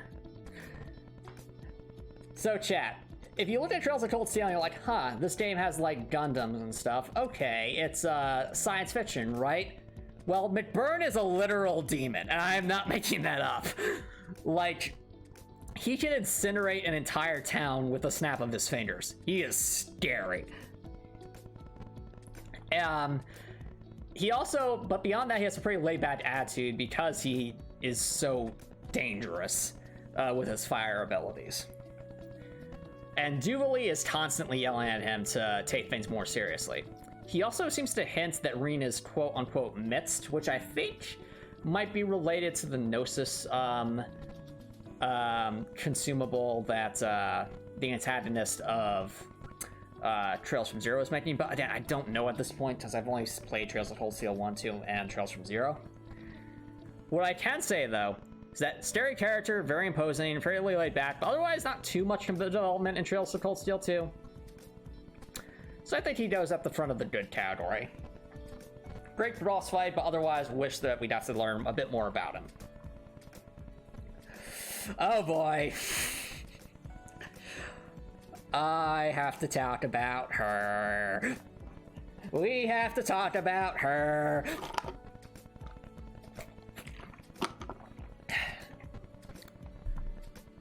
Millium. A character I could not stand at the start of Trails of Cold Steel 1. Millium. The Comfort Nicholson refers to Millium as the Queen. Millium, who has the energy of a puppy, who ran around all of Trails of Cold Steel 1 while the rest of Class 7, who ran around all of Thor's Military Academy in Trails of Cold Steel 1 while Class 7 chased after her. The same Millium who had the scene where she talks about the bananas. The Millium who laid on the couch and talked about Emma in a very inappropriate way. The Millium who has a giant robot that's always around her that she calls Lammy and uses to smash everything in her way. Correction, Millium's not a puppy, she's a majestic wolf. Okay. Here's the thing about Millium. In Trails of Cold Steel 1, not only does she have a very, shall we say, revealing outfit, and she's doing all sorts of really bad anime tropes and inappropriate comments towards other characters. The thing about Millium is in Trails of Cold Steel 2, there is a scene, there's a free time event between her and Rean that completely changes my outlook on her. And that's when Millium reveals, great tier at least! I will get to that, PB and Pretzels, I will get that. So, in Trails of Cold Steel 2, there's a free time event in Rur between Millium and Rean, where Millium reveals to Rean that she's never cried. Not once. She doesn't know sadness. And that completely changed my view of her, because we know that Millium is some kind of intelligence agent, even though she can't keep her mouth shut, and even though she's way too young. Like, she's even younger than Fie, and Fie was already several years below the age requirement for Thor's military academy. Like, I think Millium's like 12 or 13 in Trails of Cold Steel 1. But the thing is like, she's never cried, and that made me realize, like, Millium has severe, like, brain developmental issues. Like, probably because of experiments that she underwent. And, I mean, there's even a scene at, like, the end of Trails of Cold Steel 2 that shows Millium, like, with all sorts of, things hooked up to her, and she's, like, in, like, a glass tube, asleep in water, like, one of those, like, almost like a giant test tube. It's really, really scary. But the point is, as a result of that, it changed my view completely. So now what I thought was just, oh, look, the developers are doing all these anime tropes that are really, really bad and just making me dislike this character anymore. And then looking at that, it's like, no, she just doesn't understand. She can't understand. She has developmental issues. And then despite that, she has a smile on her face and she tries her best. And there are many scenes in Trails of Cold Steel 1 and 2 with her that are just really, really funny. Like, I think there was a scene between Rean and Millium where, in Trails of Cold Steel 1, where Millium joined the cooking club and she made some cookies and she was so excited for people to try them. So Rean volunteers to try them, and he takes a nibble of them and says, Millium, it's a little salty. And Rean's like, huh. Millium's like, huh, I must have used salt instead of sugar. So she made these big salty cookies for Rean to eat, but it gets funnier because Millium then says, hey Rean, did you ever stop to think that I might have poisoned the cookie? And I was literally thinking that, because I'm like, wait, she's an intelligence operative. Did she poison this cookie? But then Rean turns it around on her and tells her, like, well, Millium, I guess you're like the bait salty. I guess you could say that Thor's military academy is like a giant salty cookie, and you're the salt. And it's like one of the funniest lines that Rean has in the game. But just like, there's many moments of that where like Millium is just silly. And silly in a way because she is an entity of chaos, and isn't she adorable? As a result of that, Trails of Cold Steel 2 definitely heightened my opinion of Millium, and even like at the end of Trails of Cold Steel 2. Like at the very end when you defeat the final boss, that is the first time that Millium cries. And the reason is because it means that she has to leave Class 7, because this is the moment where everyone except Rean's graduating. So as a result of that, Class 7 is going to go their separate ways, and that makes her cry. Because she finally had that connection that she never had before. And it's a beautiful scene. So, suffice it to say, chat, if there was a reward, Millium fully understands her actions are bad, but she does not. So, Millium, I think, is an example of, in my opinion, of how character developments can really change my opinion of a character. Because I could not stand Millium early on in Trails of Cold Steel 1. And I was always so suspicious about her and how she was representing all these bad anime tropes. But from that moment on in that scene, that changed my outlook of Millium. It made me realize just how much Millium is such an integral part of what makes Trails of Cold Steel Trails of Cold Steel. She's a character who embodies like that. Like, they do this, Neon Falcon does this a lot. Like at the start of Trails of Cold Steel 1, a lot of the characters showcase all sorts of really stereotypical anime tropes. A lot. Like, it happens to Rean, it happens to Alisa, it happens to Machias, it happens to Jusis. Just stereotype after stereotype. But they do that to make you gain this sense of familiarity with them, and then they develop them into really well-written characters. And Millium's probably an excellent example of that. To me, at least, chat, if I genuinely think a game could not have the same level of quality without a character, you know that character's good. So, I think PB and Pretzel said Millium deserves to be in great tier at least. I'm putting her in iconic. Now, it's the bottom of iconic, but after Trails of Cold Steel 2, I can safely say the game would not be the same without Millium. Like, she is iconic. She is the adorable agent of chaos. And we all love her for it. So... oh, what you realized, Copper Nicholson. I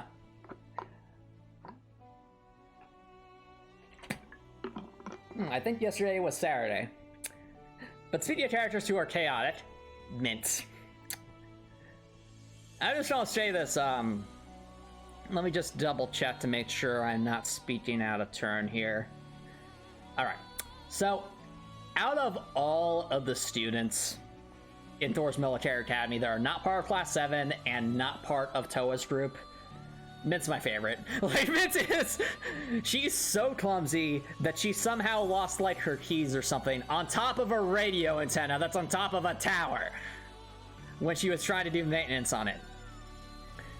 But despite being clumsy, she wants to be an engineer. She wants to fix things, but she always is constantly destroying everything she touches.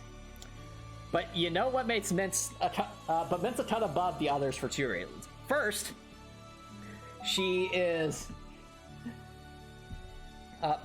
Mint is the person who ends up being the engineer on the Courageous. Under Towa's watchful guidance, mind you, despite how dangerous that is, because the Courageous is an airship, and if a single mistake happened, then everyone would die. But the thing is, Mint freely admits that if she makes a single mistake, it would result in the fiery death of everyone on board. She admits her faults, and that shows a great sense of character, because she recognizes that she's clumsy, but at least she admits it. Or as we like to say, at least she admits it. And beyond that, the side, there's an entire subplot where she's trying to get, like I mentioned before, her uncle and the music teacher to date. And by the end of Trails of Cold Steel 2, she succeeds, and it's amazing.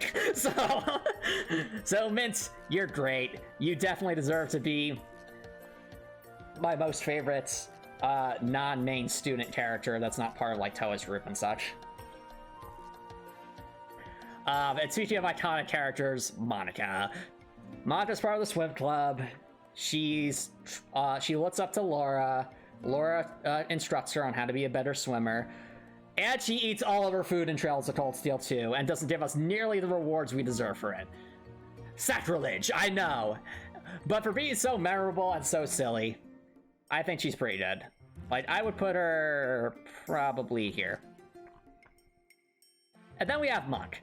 Monk's a character who would have been in the Who's this category if not for the fact that Class 7 actually helps him through some of his more depressive moods during the Civil War by using his skills with the radio to essentially help their cause. So not only does Monk become a reliable, like, intelligence guy for the Civil War, he also helps keep you, let you know about various auctions that are ongoing that are a great way to get resources for a much lower price.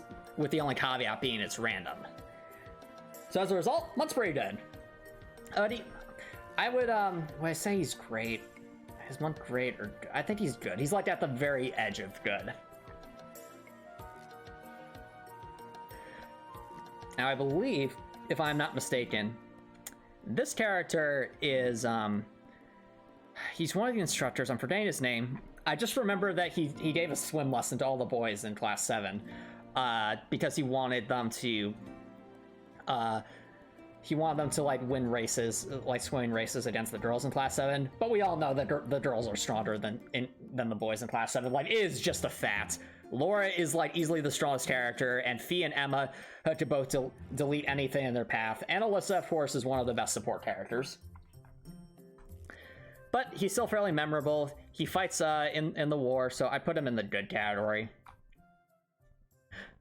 Now, if Mint is my favorite, we'll say of the background student characters, there is but one who could potentially be even remotely close to Mint in that regard. But one man.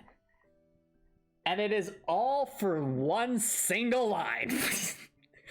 So, at the start of Trails of Cold Steel, Rean, you're tasked with going around to talk to various heads of various clubs in Thor's military academy to get to know people. This guy, I think his name is Vincent, is the head of the cooking club. He's very laid back, very positive. Kind of reminds me of Brock a little bit from Pokemon in that regard. And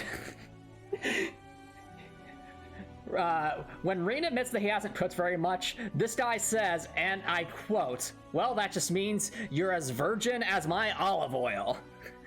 And from that day on, he became known as Olive Oil Guy. But it's not just that he's funny. Like, that one, not just that one line was enormously funny. It's also the fact that in Trails of Cold Steel 2, when you recruit him, he is the guy you go to buy all the unique dishes without actually having to use cooking ingredients. He is the guy who gives us our curry that we need, that gives us like strength boosts and things like that. So because of that, because he's like so important from like a functional gameplay perspective, because he had that one memorable line, I think he deserves to be just below Mint. Next, we have Elliot's dad, General Craig. General Craig was very stern towards Elliot. He did not want Elliot to go to the Music Academy, so he's the reason that Elliot went to Thor's military academy. However, that sternness is what gave Elliot a bit more perspective on life. And he's also, much like this character up here, he seems rough around the edges, but he has a big soft spot for his family, especially his son and his daughter. He is one of the best dads. He's great. I would even definitely put him, where would I put Mr. Craig? I would say just above Klaus. No comment there, Copper Nicholson. So. Next we have Prince Olivert. Prince Olivert is a lot like Princess Alphen, except for one thing. He's a lot more charismatic. He's also the guy who gave Class 7 the Courageous, and he's the guy who even came up with the concept of Class 7. Like, this is the man who was forward-thinking and progressive enough to realize that we can't keep segregating the nobles and the commoners. We have to bring them together in an educational environment if we want the Empire to be the best that it can be. As a result, he is the guy who wants to bake that foundation to improve the world. So I think Prince Olivert belongs definitely in the great category. Probably, I'd say just behind, just between Klaus and Craig there. Now we have a really imposing character, Chancellor Osborne. Chancellor Osborne is known for the Iron Blood Chancellor, and it shows. I mean, this is the man who who blackmails Rean at the end of Trails of Cold Steel 2 to use Valimar to his advantage to essentially annex Crossbell for the Erebonian Empire. He is also the person that Crow was trying to get rid of, because this is the man who ruined the political career of Crow's grandpa. And this guy also has the audacity to fake his death so that he would be kind of working things behind the scenes throughout the Civil War. He is a ruthless, antagonistic character, and I get the feeling he'll play a very big role in Trails of Cold Steel 3 and 4. So, while I still think Crow is a better antagonist at this point, I'd say he's definitely in the direct category. I put him probably just before Lloyd. Patrick. Patrick is Ferris, except he's a dude. Patrick is to Rean what Ferris is to Alisa. Just basically like a noble, a rival who's in the nobles. Did something like Class 7 work IRL? Oh, absolutely. In fact, it has worked IRL multiple times. Like, I personally feel, chat, the best classes are ones where you get to have a discussion with people who have different viewpoints with you. Like, if everyone's just kind of in agreement, you really don't learn as much as if you find someone with a contrasting point of view. So that's why I admire something like Class 7, where you're getting people with such widely different backgrounds and viewpoints to learn the same things. So for Patrick, he starts out awful. He would have ended up in the dislike category, but like Ferris, by the end of Trails of Cold Steel 2, he's literally putting his life on the line to stand up to fight against the nobles he used to respect, because once again, he's trying to do what is right. So I'll put him just behind Ferris on the grounds that Ferris is funny. So you might be able to see a trend here, chat. Like, for me at least, if characters are the same, if one character is funny, they will generally outpace the other character. Next, I forget this character's name, but I think she hosts some of the training situations in Trails of Cold Steel 2. I'd say he's pretty good. So let's put her, where would she be? I'd say probably in front of the nurse, but behind Dorothy here. All right, chat. Now I know we have a few more. We've done a lot of characters so far, but obviously we haven't really reached the heavy hitters yet. I mean, Rean's right around the corner. Towa's over here. Sarah's there. Like, some of the most important characters to talk about are still forthcoming. But I really need to take a bio break, chat. So I'll take a quick break, and we'll come on right back.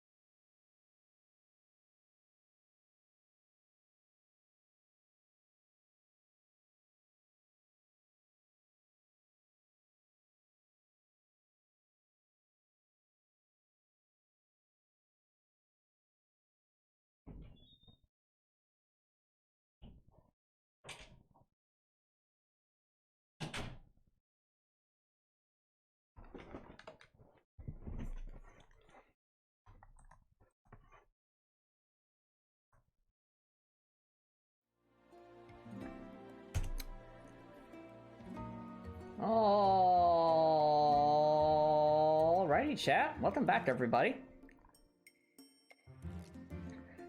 So, when we last left off, we were obviously creating in our tier list. We saw a few more characters to go through. I think this is the Queen of the Empire. I put them alongside Emperor Dreitels. That I just was like, they're kind of there, I think, for the most part. So it's not like they're a bad character, but just once again, kind of there.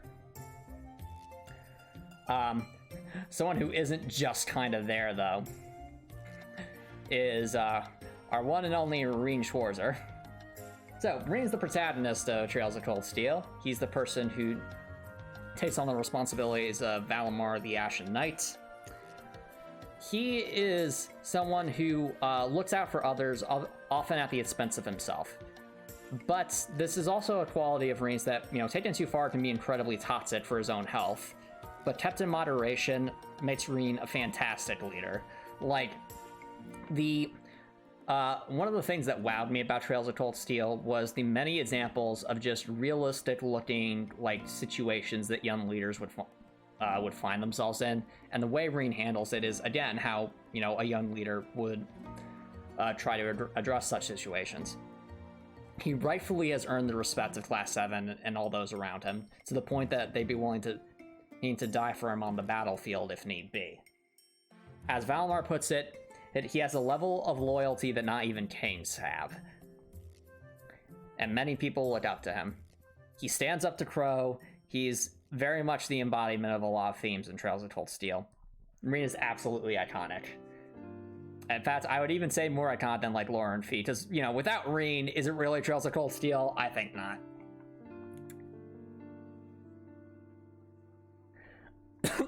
Alright, next. A character that... character I vaguely remember. Because he's the photographer. He goes from taking... Excuse me. Maria's the protagonist, Alpha and Millium Orion. No, they are not. Rean... not Rean.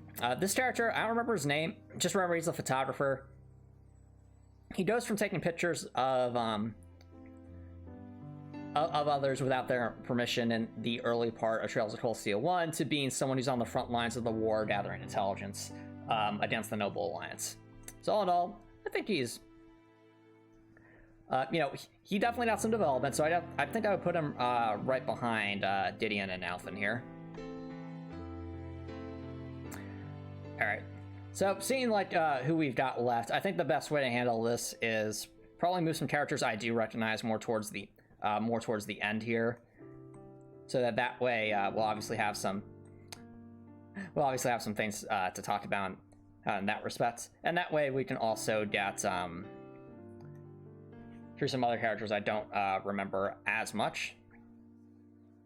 But in terms of characters I do remember, Rosine. Or at least I'm pretty sure this is Rosine. Rosine is, she becomes a nun in Trails of Cold Steel 2, or at least she seems to be a nun in Trails of Cold Steel 2. But she actually, like Instructor Thomas, she's part of, like, the secret society and, like, the Septian Church. So there's a lot more to her character than meets the eye that her timid personality might make you think. So I definitely would put her in the good category. But... probably around here. This is Rufus Albarea, so Jusis' big brother. Rufus has a lot of charisma. He even saves, like, Rean, Machias, Jusis, and Fie when they're trying to rescue Machias from jail in Trails of Cold Steel 1. He's the one who stops the soldiers from recapturing them. But he is also the ruthless governor of Crossbell after the annexation of Crossbell. So definitely someone who will do anything for ambition. Makes him, I think, a pretty great antagonistic character, though more in the background compared to some of the other antagonists. So probably put Lord Rufus around here. a character I'm sure many recognize from even the early days of Trails of Cold Steel, Sara Valestein. I've said it many times, Sara Valestein is a horrible teacher. Like, she literally puts her students into a dungeon filled with monsters on the first day of school before she's even taught them anything. But, in saying that, despite Sara Valestein being a horrible teacher, she is a great character.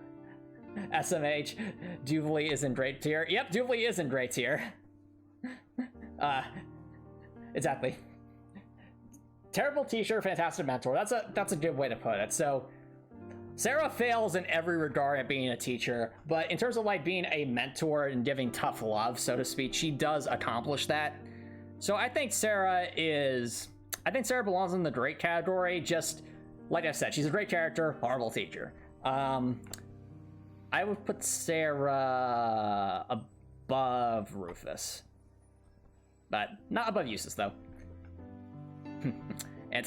Speaking of antagonist though, Scarlet. So, also welcome, Selective. Thanks for dropping by. How's it going? Scarlet's one of the members of the Imperial Liberation Front. The thing about Scarlet is when you first meet her, she seems like, oh look, just stereotypical evil antagonist, right? Well, but the thing is, the reason she became radicalized is because she used to be a farmer, but it was Chancellor Osborne who basically took away her farm via eminent domain. In other words, the government displaced her home, essentially. And then she joins the Imperial Liberation Front seeking revenge for that. But once the Chancellor fates his death, she doesn't really seem to have much of a reason to live anymore. Like, she's lost her farm, she's lost her sense of being, and she's lost her drive. So, like Vulcan, she's basically wants herself to just die in combat. But unlike Vulcan, Rean's able to stop her from doing that and give her a second chance at life. Will she take it? I have no idea. I've only played Trails of Cold Steel 1 and 2. Because of that, I think Scarlet's a pretty interesting character. Would I say she's a great character? I mean, it's a fascinating play. It's a fascinating, like, juxtaposition, but there are many other characters I just like more than Scarlet, so I think you firmly go just above Monica. Now, chat, there are not many characters I dislike, but this is definitely one of them. Of all the characters who are, like, this may be the guy who made the sword for Valimar, but that does not make up just how terribly he treats everyone around him. This guy does not change at all in Trails of Cold Steel 2. He is always horrible to others, always full of himself, being like a major engineer in the Institute in Ruhr, the Ruhr Institute of Technology. And I'll just leave it at that. He even treats George horrible. Like, how can you treat George horrible? He's so sweet. Like, how dare you do that, sir?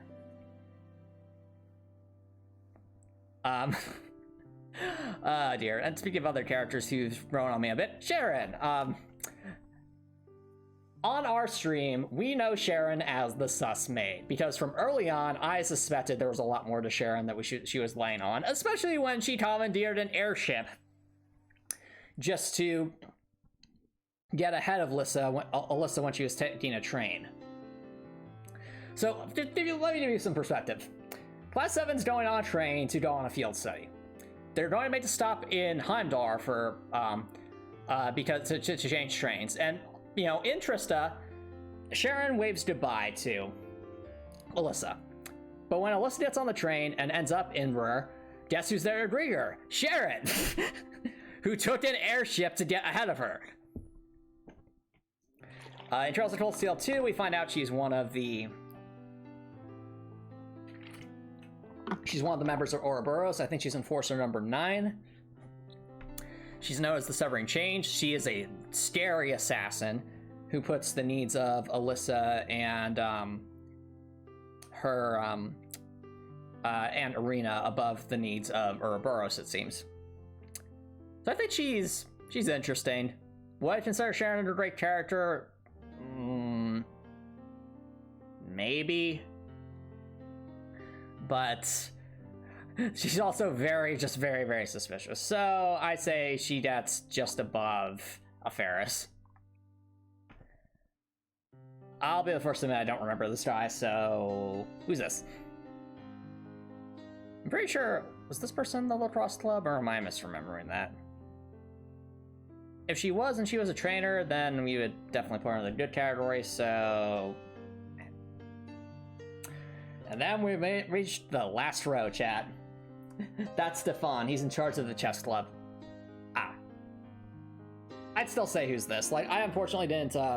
I'm sure he and Machias had some good times, but just the fact that I couldn't even remember him, it just doesn't quite speak to me. I do remember Thomas, though. Thomas acts like a bumbling idiot, but in reality, he is like a member of the Septian Church and has a lot of secret information. So, fittingly, I'd say he's one of my more favorite teachers at Thor's Military Academy. Because not only does he seem to be one of the nicer teachers, but he also has that secret side to him. So, definitely deserves to be, I think, just about from Sarah, just to... just to show what my thoughts on Sarah more so. Towa! Towa gets more battle time than Towa does in Trails of Cold Steel 2. Blasphemy, I know, right. But Towa's a great guy. He's a bracer. He interestingly uses his Arctis Link almost as like a way to just cast very powerful explosive cells. Yep, Towa more like Broval, exactly. He's our bro, he's great. Always rely on him. Let's give him... I'd say... Probably just in front of Van Dyke, but behind Vincent. I do not remember this character. I'm sorry, chat. I do remember this character, though. I remember him enough to dislike him. And then we have Vivi. Vivi, twin sister of Lynn. She is the silly one, though I think Lynn's just slightly more endearing. That's Mahler Vander. He's Oliver's bodyguard. Oh, that's right. You know, I take it back. I don't take him out of who's this. I remember Vander's bodyguard. He was funny. He was pretty funny. Okay, you know what? Let's put him in the good category. I'd probably say probably just behind you, Cayenne. But that's a Vivi. Vivi's funny, but Lynn's endearing. She goes there. Vulcan. Talk about a tragic antagonist. Vulcan is a mercenary whose, I think his allies were destroyed by Chancellor Osborne. Secret Vivi romance went. I could see it. Not for Rean, though. But maybe for some of the other characters.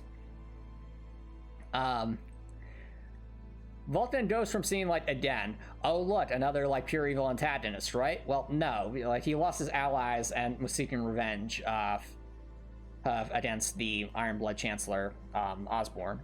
But then, like Scarlet, he kind of loses his will to live. But unlike Scarlet, basically when Rean using Valimar bests him in combat against the robot that Vulcan is using, Vulcan just lets him. Vulcan does not take the time to escape. He just lets himself go and dies in the explosion, and it is a brutal death. But it also shows how much Last 7 has grown, that they can empathize with someone who was once their enemy, and how they felt that, like, no matter how many bad things Vulcan did, he didn't deserve to essentially just give up on life. Because of that, I actually like Vulcan just a little bit more than Scarlet, but that's about it. I don't remember this guy's name. I just remember he was alongside Aurelia Ludwin. He was fairly intimidating and just slightly less memorable to me than Aurelia Ludwin. So where did I put General Ludwin here? She was... Like, I know she's here, chat. Somewhere. I think... oh yeah, there she is. She's in the good category. I probably put him just behind General Ludwin. It's just because on the grounds that we haven't seen very much of them. So I'm sure that they're probably being set up for Trails of Cold Steel 3 and 4, I have to imagine. But for now, there's more to learn. In terms of characters who I do like a lot, Zeno. Compared to Leonidas, Zeno is much more free-spirited. You can definitely get the sense that Fie gets her free-spiritedness from Zeno, as well as just her level-headedness. But the thing about Xeno is, despite seeming fairly free-spirited, he is a ruthless mercenary. Like, he can literally set down explosive arrows during his boss fights that become dangerous landmines. So it all makes for a very interesting fight, and that rivalry between him and Class 7. So, I think, probably just slightly ahead of Leonidas there. But all in all, Fie's dads are just amazing. And then there were 5. I think this guy's name was Zex, if I'm remembering correctly. He's the general in the Nord Highlands. Definitely one of my favorite generals in the Erebonian Empire. I'm pretty sure he was willing to stand against the Noble Alliance, stand for the commoners, and he handled himself pretty well with the clan that Gaius was from. So all in all, or was it Zetz or Vander? I can't remember. Well, regardless of his name, his actions speak louder than words. I think he goes right alongside General Craig. Rixia. Same with Lloyd. If this were a Trails from Zero tier list, Rixia would be iconic. But because we're doing this from the perspective as we see them for the intermission, she's amazing. Like, she is. Rixia being the master assassin, working alongside that's alongside Lloyd the detective to try and protect Crossbell. Just amazing character. And also very, very strong. The equivalent of Laura in in terms of like just relative strength. Next up we have Viscount Arseid, so Laura's father. This is the Radiant Blade Master who spawned the meme where Millium says, "And he's gonna die!" I can't wait to watch. But besides that, he's very caring for his daughter Laura, but he's also very firm and stands willing to stand against any who would stand in his way.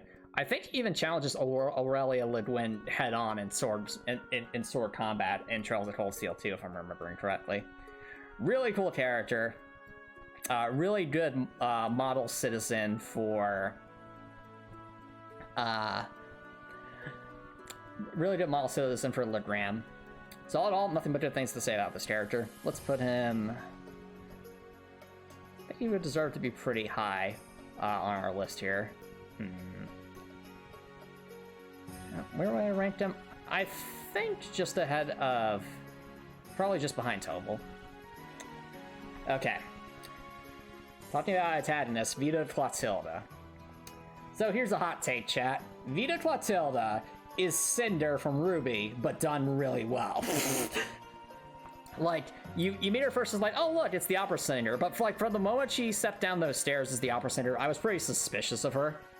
And my suspicion turned out to be well-founded at the end of Trails of Cold Steel 1, where it's revealed that she's a powerful witch. She literally, she's someone that Emma seems to be looked up to in the Hetson clan and could not understand why she left. But she's also the person who fights alongside Crow during the final, boss rush near the climax of the Trails of Cold Steel 2.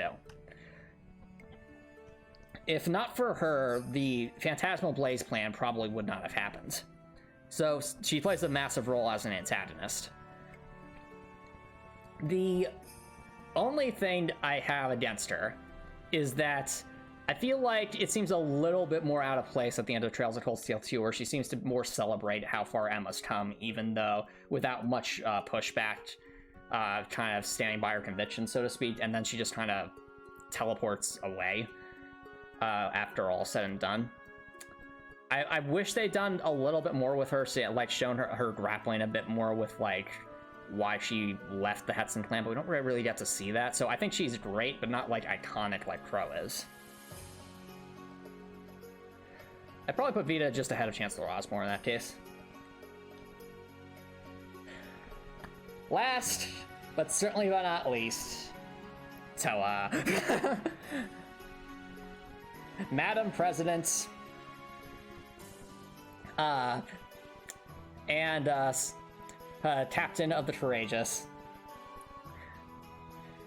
Towa is my favorite character in Trails of Cold Steel. Anyone who sees, either of my playthroughs of either playthrough of Trails of Cold Steel 1 or 2 for even 5 minutes will know that Towa is the GOAT. But why is Towa the GOAT? Well, Towa is a lot like Rean, in that she, like Rean, is a young leader. And like Rean, she is constantly looking out for the needs of others at the expense of her own self. And like Rean, she also can face the toxic sides of that, like when she worked all day for the school only to fall asleep in the computer lab when she promised to meet Rean there to help him with something. She's also I also like that they portray her as grappling with the big shoes she has to fill as the captain of the courageous, because being any kind of leader, especially a newer leader, that's what's constantly running through your head when you're leading others. It's like, they're putting all this trust in me. Can I really do this? Like, those are doubts I have had before when I've been thrust into leadership positions throughout my life. And they portray it very beautifully there, as well as how to, again, overcome that, recognizing that there's a reason why they want you specifically as the leader. I also ship her and Rean, and no one can convince me otherwise. Towa is my favorite character in Trails of Cold Steel. So I obviously goes into Iconic right at the very top. Okay, so that took a lot longer than I thought it would, chat, but I guess I just had a lot to say here. All in all, I think if you just kind of take a look back at like where I rank characters in general, I think characters that get the most developments and have the best character arcs tend to be the ones I like the most, and that's kind of what you're seeing up here especially.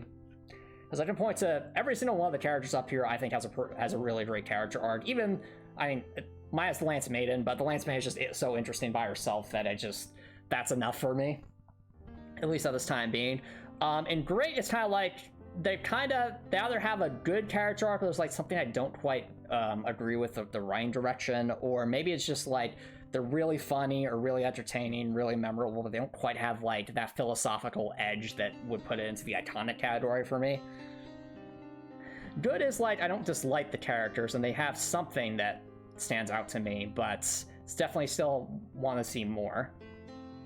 Average is just, they're just kind of there. Dislike is like, please, the game would be better without these characters, or please do something else with these characters.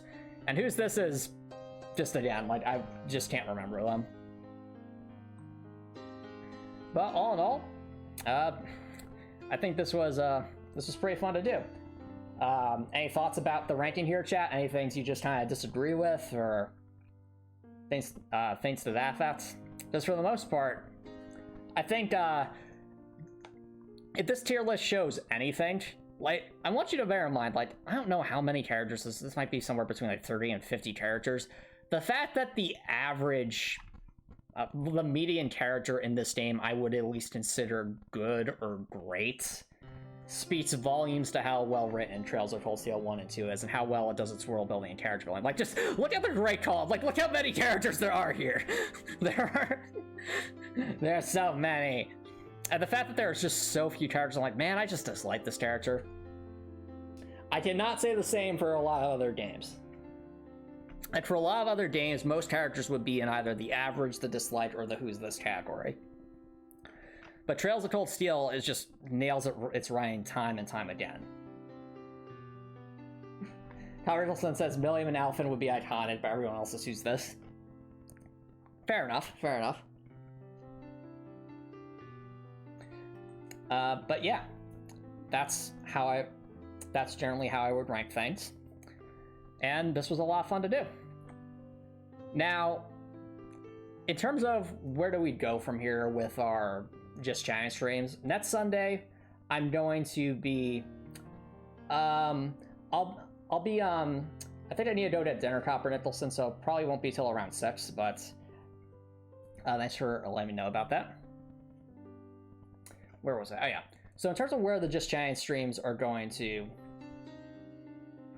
be going from here, on the Discord server, I think it was Brian that recommended that we do an Ask Me Anything stream. So that's what we'll be trying next week. So while this was obviously a month, I think I probably spoke a lot more than chat did in the stream, just because I had so much to say about the Trails characters. I think for next stream, I want to hear more from you. So there won't be any like predefined discussion topic next stream. I just want to have a nice chat with everyone, and we'll go from there. And then after that, I think we'd probably do the wheel spinner again. If you have any ideas for like more formal discussions, chat, please feel free to leave them either in the Discord server if you're in the stream feedback channel, or if you're watching this on YouTube, feel free to leave a comment. Let me know what kind of discussion you'd be interested in seeing. Copper Nicholson says, Trails of the Cold Steel is one of the few games where all the villains are based. I mean, the villains are all quite interesting, I think. It's just, there's some that are clearly better, more interesting than others. So we have like Crow and Vita up here, for example, Duvalie, Altina, as opposed to some of the others like Gideon down here. But yeah, I think I'll leave it at that. So, if you're watching on Twitch, I'll send you all out for a raid. But if you're watching on YouTube and you like what you saw, please consider subscribing on YouTube. It's free to subscribe on YouTube, you can always change your mind later, and it's a great way to show support. If you're watching on YouTube, have an amazing night.